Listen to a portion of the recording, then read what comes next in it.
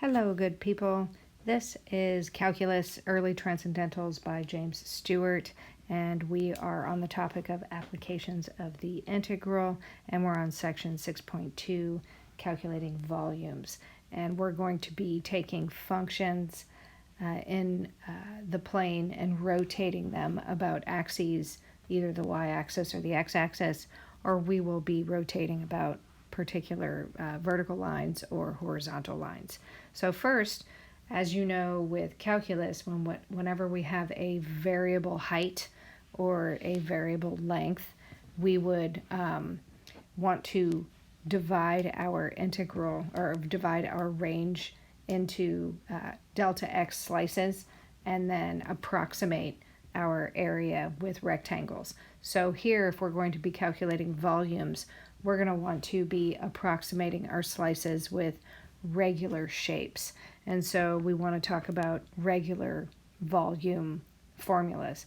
And so if we've got a regular volume, we've got a thickness to our three-dimensional solid, which is our height, but the base does not change, and so the area of the base does not change as we go throughout the range of that height. And so we want to make sure that we understand that volume here would be the area of the base times the thickness, or area times the height, right? And so I want to point out that the two middle shapes in here is going to give rise to two different methods, which are essentially kind of similar methods, to calculate volume of a solid that is formed by taking a function and rotating it about an axis. We're either going to be using the disk method or the washer method. And so I just want to go over those particular volumes here. What is the area of what is the area of the base of a disk? It would be a circle, and the area of a circle is pi r squared. And if we wanted to make it a full disk with a thickness, the volume would then be pi r squared times height, and that height would be that thickness. If we had a washer, we would have a hole through our disk, and so it would be equal to the outer, that volume would be the total volume of the outside time minus the volume of the hole. That's what we would want to take out. So it would be kind of the whole minus the whole, pun intended. And if we gave our outside radius from the center of that washer a big R, it would be pi big R squared times height minus the hole, which would be pi little r squared times height. And so if we factored out the pi on the left-hand side and factored out the h on the right-hand side, we would end up with pi times big R squared minus little r squared. Good, so keep those formulas in mind. And then finally, even if we had really weird shapes, it would still, if it was uniform throughout its thickness, our volume would be area times that thickness. All right, good. So the general idea, as I mentioned, we will be taking functions and rotating them about axes. This doesn't look like it's being rotated about an axis, but the idea is that if we were to slice with the washer and the disk method, if we slice vertically like we're slicing a loaf of bread, we would be taking out an entire slice, and that slice would be uniform throughout, and we would go area of the base times its thickness. Now what we're going to be approximating with, just like what we did with areas, is instead of approximating with rectangles, we're going to be approximating with disks or washers, and we'll be able to determine when do we need a washer and when do we need a disk. Good. So notice here, I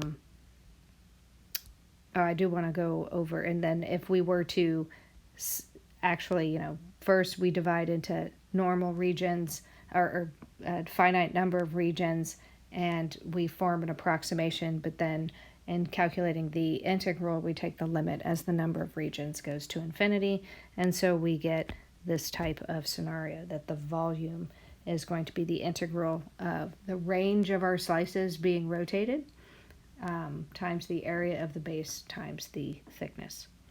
All right. So some things that is going to help us form our slice, because really with calculus, whenever we have any type of variable length or variable width and things, if we've got any type of variation, that's when we need to slice things up so that along that slice we can assume constant.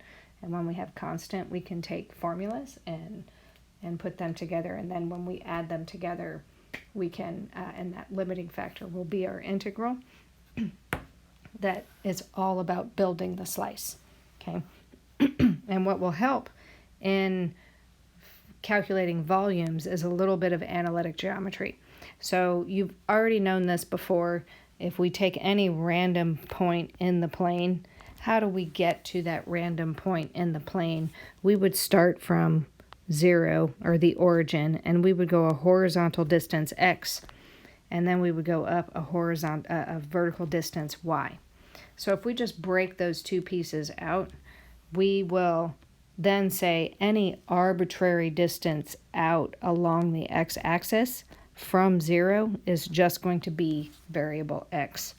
And any arbitrary distance from 0 up or down to a point in the plane is just going to be the variable y. And you've done that and you've known it all along, so let's accept this and not fight this, and it will help. Okay, so for the disk method, remember you're slicing loaves of bread, or slicing your region up in that way. So we want our delta volume slice to be perpendicular to whatever axis we're rotating about. And if we're going to approximate by a disk which has a circular base, then we're going to say that our delta volume slice has the formula pi r squared times delta x, or pi r squared times delta y, right? Because it depends upon the axis of rotation. Remember, we'll be rotating about the x-axis and we'll be rotating about the y-axis. And so just keep in mind that a vertical slice will be slicing the x-axis, so it will be a delta x slice. And if we have a horizontal slice, it will be a delta y slice because we'll be slicing the y-axis. And the orientation of your slice will depend upon your axis of rotation. So just remember, for the disk method and also for the washer method, your slice will be perpendicular to that axis of rotation. And when we do go to build the delta volume slice, once we find our orientation, we're going to want to build, if it's a delta x slice, we're going to want to build an expression in x.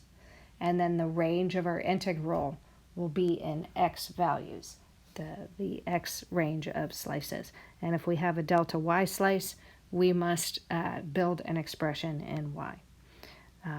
This will be helpful in building our expressions. So just to reinforce that arbitrary distance out x, if we have a y equal to an f of x, we know that we've got a point on our function is going to be a point xy that actually satisfies the equation of y equal to f of x.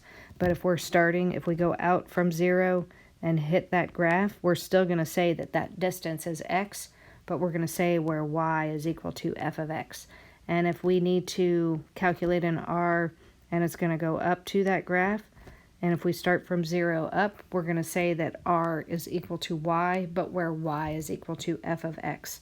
And that y equal to f of x is an equation, and sometimes we might need to solve for the other variable. But we have that at our axis. Okay, so let's try this. And so the general method of the disk method, so again, it will take a y equal to f of x, and in this case, we're rotating it about the x-axis. So think of taking that entire region bounded by those curves and that shaded region and rotating it and forming a three-dimensional solid. So again, remember when we're going to use the disk method and the washer method, we're going to take perpendicular slices, and so we would want to take that perpendicular slice. All right?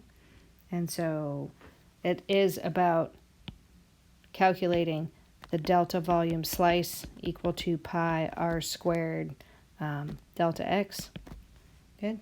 And if we're going to rotate about the x-axis, our r is always going to be from the axis of rotation up to the outer regions of the slice. And so we can see that my r here is f of x. And so if I built that, it would be that f of x squared delta x. And then our volume here would be pi times that f of x squared dx. And then we would want to go from a to b, and that would be the range of the slices. So if this were a and this were b, we'd go from a to b. Good. All right.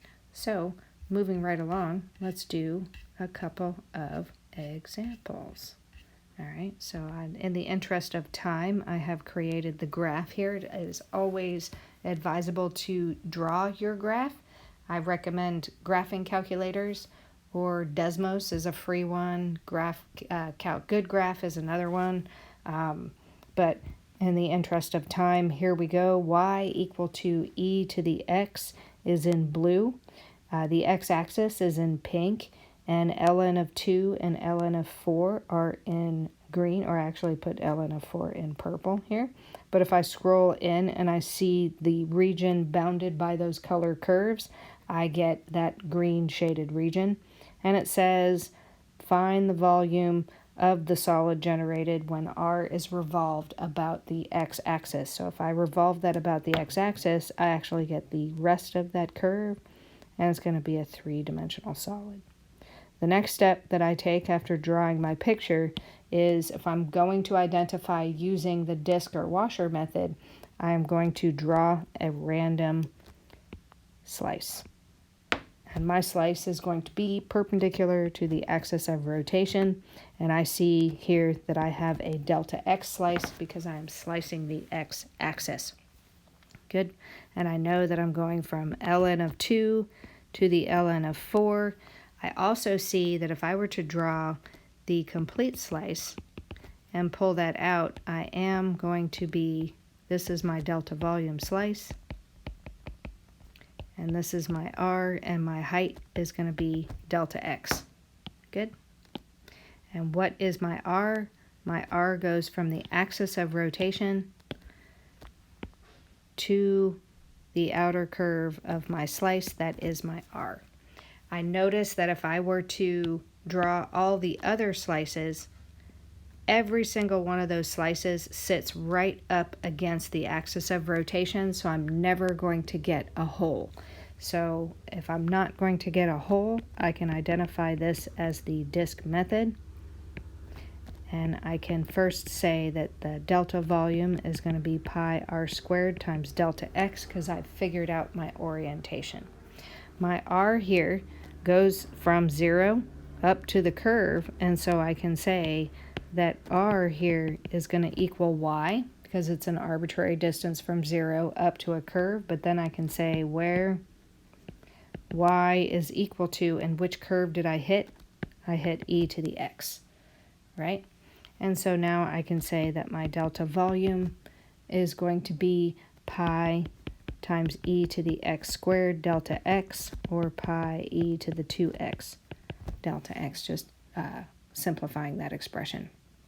So then I can say that my full volume is going to be the integral of my delta volume, and I know that the range of my slices being rotated is going to go from ln of 2 to the ln of 4. So I have that this is the ln of 2 to the ln of 4 of pi e to the 2x dx. And we can use a standard u substitution there. If I let my u equal 2x, then my du is going to be 2 dx. If I multiply by a 2, I need to divide by a 2. And then I can say that this is pi over 2. And if I want to change my limits of integration, I can, or I can just back substitute. And in this case, I'll just back substitute, but I would have e to the u du, and that's going to give me pi over 2 times e to the u, because the integral of e to the u is e to the u. And if I back substitute, I would get pi over 2 times e to the 2x, And if I go from ln of 2 to ln of 4, then I would get that this is going to equal pi over 2 times e to the 2 of ln of 4 minus e to the 2 times the ln of 2. And if I want to use my log rules, that's going to give me e to the ln of 16, take away e to the ln of 4. And then if I use my inverse functions, we know that that's just going to be pi over 2 times 16 minus 4, or 12. And 12 divided by 2 is 6. And so this is just going to be 6 pi. All right. Here we have some other ones. It's just disk method about the y-axis and versus disk method about the x-axis. So I just wanted to come up and, in the interest of time to keep this short, just go over these. Let R be the region bounded by y equal to 4 minus 2x, y equal to 0, and x equal to 0. Find the volume of the solid generated when R is revolved about thee. And in the first instance, we are going about the x-axis. And so I just graphed y equal to 4 minus 2x, and that is the line in purple. And we're rotating, it is bounded by the y equal to 0, which is the horizontal axis, and the x equal to 0, which is the vertical axis. And so we rotate about the x-axis, and we're forming that cone. Okay. If we're going about the x-axis, we do want to take a slice that is perpendicular to the axis of rotation. So we know we have a delta x slice. I see that every single disk in the range sits right up next to the axis of rotation, so I do not have a hole, and so I can consider the disk method. So when I consider the disk method, I'm using the disk method formula, which is pi r squared times the thickness, and the thickness of my slice is delta x. So I then use my analytic geometry, and I'm going from the axis of rotation, which actually is 0, and I go up to my curve, and that gives me r is going to equal y, because that's a random value, but where y is equal to e to the x, right? Or where y is not e to the x, y is equal to 4 minus 2x, right? So I plug in, because I am building an expression in x. I don't want to use the variable y. I want to use x. So I plug in the 4 minus 2x squared. I want to expand that. I'll then factor out the 4 just to make integration easier. And then I form my volume. My volume is going to be the integral of my delta volume slice. And then what are the range of my slices? I go from 0 to 2, and those are the range of the slices being rotated. And we end up with 32 pi over 3. Over here, if we're going to take the same region and we're going to rotate about the y-axis, again, I want to make and reinforce that with the disk or washer method, we are taking perpendicular slices. So I'm going to take a slice that is a delta y slice, right? Because that is perpendicular to the y-axis. And I form that slice there, and I identify what my radius is going to be. My radius is going to be from the axis of rotation back out to the outer regions of my slice. I notice that every single one of my slices that is being rotated sits right next to the axis of rotation, so I do not create any holes within my slices. And so I'm going to use the disk method, and my orientation is a horizontal slice, right? And so that is going to be a delta y slice, so I need to build an expression in y. So I'm going to use my analytic geometry. I'm starting from 0 and going out along the x-axis, so I know that my r is equal to x, but my x sits on the graph of y equal to 4 minus 2x. If I solved that equation for x, I get 4 minus y over 2, right? And I have that up here, right? I'm just going to solve that equation for x, and I get that. Now I just plug that into my delta volume of pi r squared times delta y, and I do some algebraic simplification. So I pull out the pi over 2 squared, and then I just multiply 4 minus y times 4 minus y. And then I want to form my volume function, or my volume integral, and that's going to be the integral of my delta volume. And what are the range of my slices? The range of my slices go from 0 to 4. So I have the integral from 0 to 4 of pi over 4 times 16 minus 8y plus y squared dy. And just taking that simple integration, I end up with 16 pi over 3. All right. So what is the washer method? I did point out before that if we have a hole when we rotate, we're going to want to use the delta volume of pi big R squared minus little r squared delta x, or delta volume is going to be pi times big R squared minus little r squared delta y. Okay. So let's take an example here. It says, let R be the region bounded by the function y equal to sine x, which I graphed in purple, y equal to cosine x, which I graphed in blue, and x equal to 0, which I graphed in green. And if I scroll in and take the region that is bounded by those different colors, I get the thing that is in lime yellow, or whatever that color is. Good. And it says I'm going to rotate it about the x-axis, so I draw a mirror image of that lime green image across the x-axis, and I begin.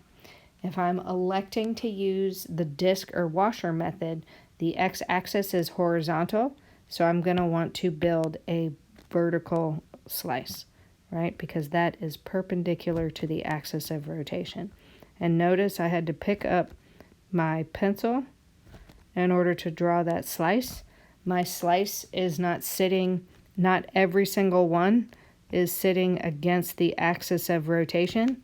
So I see that I'm going to generate a hole. So I'm going to elect to do the washer method. And my delta volume slice is going to be pi big R squared minus little r squared. And because I have a vertical slice, I have a delta x slice. So I want to build my expression in x. So what is my little r and what is my big R? My little r is going to go from the axis of rotation up to the original slice that is being rotated, and that's going to be little r. My big R is going to be from the axis of rotation to the outer one, to the outer slice of my original slice. Good? And I can say that my little r, or I can say where my big R here is, since I'm going from 0 up to an arbitrary distance, I can say that my R is equal to y, but I'm hitting the graph of the blue graph, so where y is equal to cosine x. Good? Since I'm building a slice in x, then I can say R here is equal to cosine x.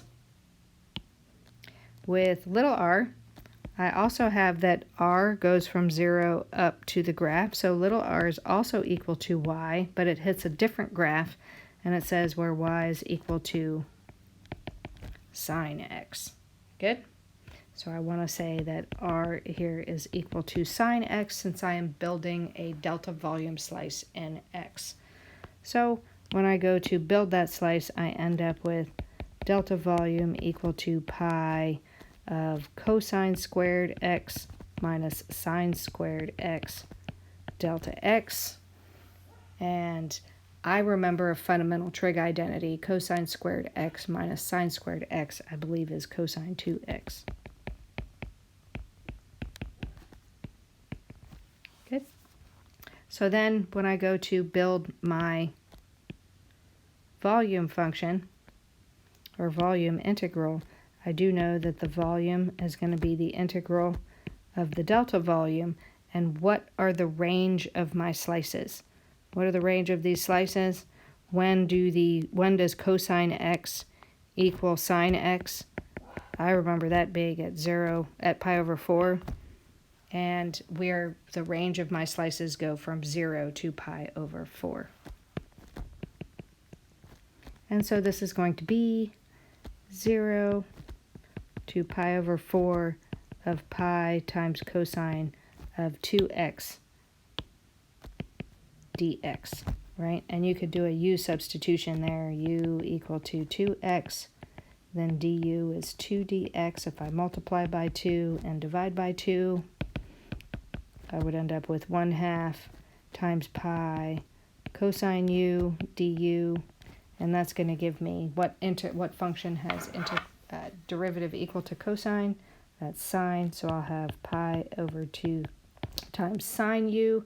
Back substituting, I get 2x, and I'm going from 0 to pi over 4. So, and calculating that, my pi over 2 of sine of pi over 2, take away sine of 0. Sine of pi over 2 is 1, and I'm going to end up with pi over 2 as my volume. Good. All right. So now that we've got a little bit of an idea of the washer method and the disk method, and also with the pi about the y-axis, it's the same idea. You do want to calculate, but I actually wanted to move forward and do about a particular line. So that still brings into the washer method and the disk method, and we want to be mindful of the rotation and the symmetry across that line of rotation. So I thought I'd do these particular problems just so that we'd have a shorter video instead of doing all of the things in the worksheet. All right. Let R be the region bounded by the graph of x equal to y squared, which is really y equal to square root of x, and y equal to 2, and x equal to 0. Find the volume of the solid generated by rotating R, and that's that region that's bounded by that, about particular lines. All right, so in this case, we've got, in the first part, A is y equal to 2. And if we've got rotating about the line y equal to 2 here, and this is the region that we're rotating, right? That is the region that is bounded by the square root of x, right? This is the x equal to square root, or x equal to y squared. And we've got the y equal to 2, which is this region. And then we have x equal to 0. And so it's that region that is rotated. And so if I just make that uniform mirror image across that rotation, and we're only looking at washer method and disk method, y equal to 2, we're looking at a perpendicular slice. So if I take my perpendicular slice, I know that I've got a delta x slice. Okay, so I know, and I see that every single one of my slices sits right next to the axis of rotation. I know this is going to be the disk method, and I know my delta volume is going to be pi r squared times delta x, and I'm going to want to build an expression in x. Good. So now I'm going to use sum whole is equal to the sum of its parts, and I notice here that this distance is always going to equal 2. And I know also that this distance, remember that from the axis of rotation to the original slice is going to be your r, right? And I do see also that from 0 up to that slice is y. So I know that r plus y is going to equal 2. So I know that r here is going to be equal to 2 minus y. Good? So I can say here that r is going to equal 2 minus y, but I need to develop an expression in x. But where does that y hit? That y hits at x equal to y squared, right? And so if I just solve for y, I get root x. So I can say that r here is equal to 2 minus root x. Good? And since it is just the disk method, I can say I'm done, and I'm going to say delta volume here is pi times 2 minus root x squared delta x. And so if I multiply that out, that's 2 minus root x times 2 minus root x. And so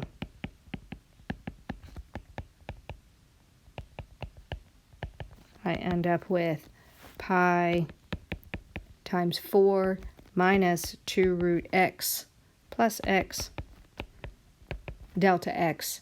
And then what are my points of intersection? What are the range of my slices?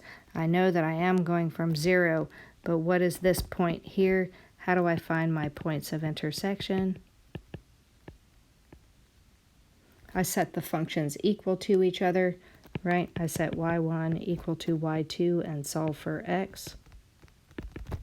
And so I'm going to be setting root x equal to 2, and if I square both sides, I get 4. So this number here is going to equal 4.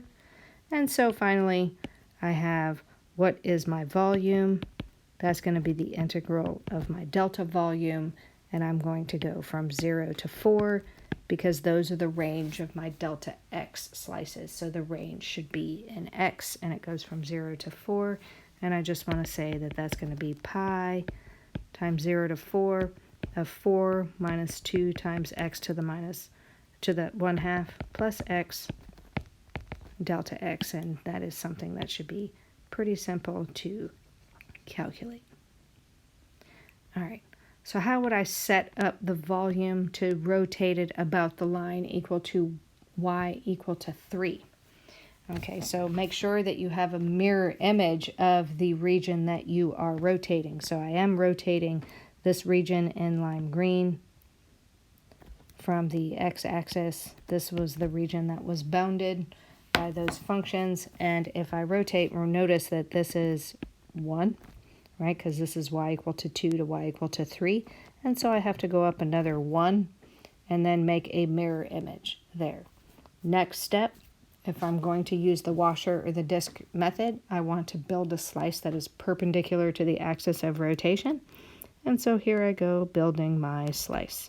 And notice that I am picking up my pencil, and I see that my slice does not sit against the axis of rotation. None of them do, so I know I want to build the washer method, right?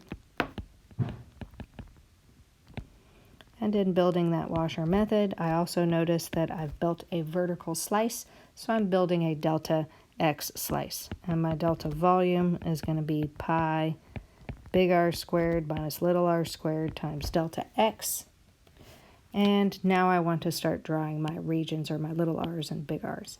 I go from my axis of rotation to my original slice that I am rotating, and I know from here I'm going from the axis of rotation to my slice, and that is going to be R. And notice that all along every single one of those slices, R is going to equal 1, right? So my little r is going to equal 1. But what is my big R going to be? My big R is also going from the axis of rotation to the outer limits of my slice. That's going to be my big R. But also note that from 0 up to the graph is going to be a y. Good. And we also know that this region from this distance back is going to be 3. And so we know that big R plus y is going to equal 3, right? So I can solve for r, and r here is going to be 3 minus y. So I can go down here and say r is going to be 3 minus y, but where is y hitting? Y is hitting the function x equal to y squared. Good.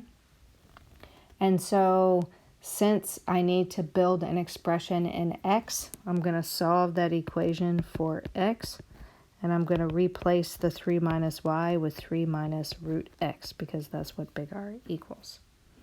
So now I can just put those values into my delta volume slice, and I get pi times 3 minus root x squared, take away 1 squared delta x, and then I can simplify that or expand that out so I can form my integral. 3 minus root x times 3 minus root x is going to be 9 minus 6 root x plus x, and then I'm going to get minus 1 delta x, and so that's going to be 9 minus 1 is 8. This can be 6x to the 1/2 plus x. And I can, again, form my volume. That's going to be the integral of my delta volume. From the previous one, we know that the range of our slices goes from 0 to 4. And so this is just going to be pi from 0 to 4 of 8 minus 6x to the 1/2 plus x dx. And that should be simple to integrate as well. And finally, just so that we zero in on the whole approach, let's do one more line. Let's do the same region, and we're now going to rotate it about the line x equal to 4. And so we know that this was 4 to begin with, right? We know that that was the point of intersection. And so we're just rotating about that, and we're making a mirror image. Again, we've got the washer method or the disk method. The washer or disk, we have perpendicular slices to the axis of rotation. So since we have a vertical axis of rotation, we need to make a horizontal slice. So here I go making a horizontal slice. And look, I have to pick up my pencil and make the mirror image on the other side. So I have a hole because none of the slices sit right up next to the axis of rotation. And so if I go and build my washer method, because I have a hole, I also notice that I'm building a delta y slice. I also know that since this is the line y equal to 2, the range of my slices being rotated goes from 0 to 2. So I know I'm going to have an integral from 0 to 2 of my delta volume to equal my volume. Make sense? All right. And this was x equal to 4. Okay, so I know that I'm building a delta volume slice of pi times big R squared minus little r squared, and it's got to be a delta y, so I want to build an expression in y. I go from my axis of rotation again, and I want to go back to my original slice, and that's going to be my little r. And my big R is going to go from the axis of rotation out to the outer region. And I automatically see from the outer region, every single one is going to hit the same distance. So I automatically know that my big R is going to be whatever that distance is. And that is distance of 4. So I know that my big R is going to equal 4 for every single one of my slices. Okay. I do know, just using that analytic geometry piece, that if I scroll in here and I go from 0 out along the x-axis, it's just going to be x. And so I can tell also, since that region is always going to equal, the whole is equal to the sum of its parts, I do know that x plus r is always going to equal 4. So I can say that r is equal to 4 minus x, right? But where x is equal to y squared, because that's the function that it is hitting. So that's what I want to say here. I want to say little r here is going to be 4 minus x, but where x is equal to y squared. And so whatever x is, I want to substitute that y squared since I'm building an expression in y. Good. So now I want to put that into my delta volume expression, and r squared is 4 squared, which is 16, and then I want to take away 4 minus y squared squared, delta y, and that's going to give me 16 minus, and 4 minus y squared times 4 minus y squared is going to be 16 minus 8y squared plus y to the 4th. and make sure that we subtract the whole thing. And so when I simplify, my 16s go away, and if I distribute my minus, I also get 8y squared, take away y to the fourth, delta y. And that's my delta volume. And so finally, my volume is going to be the integral of my delta volume. And as I mentioned before, the range of my horizontal slices goes from 0 to 2. And so we're going to end up with pi from 0 to 2 of 8y squared minus y to the fourth dy. Hopefully that was helpful for you in setting up your integral, and hopefully you recognized what's the first step? Draw your picture. What's the second step? Identify your axes, rotate, and find a mirror image. What's the next step? Identify if you're draw your slice and have that slice be perpendicular to the axis of rotation if you're choosing washer or disc method. So identify the orientation as delta y or delta x, and what method if it's washer or disc. Identify and then start building your slice, and use the analytic geometry piece. An arbitrary distance out along the x-axis is x, and an arbitrary distance 0 up or down is y. And don't hesitate to use the equations of your graphs. That does it. And I will see you next time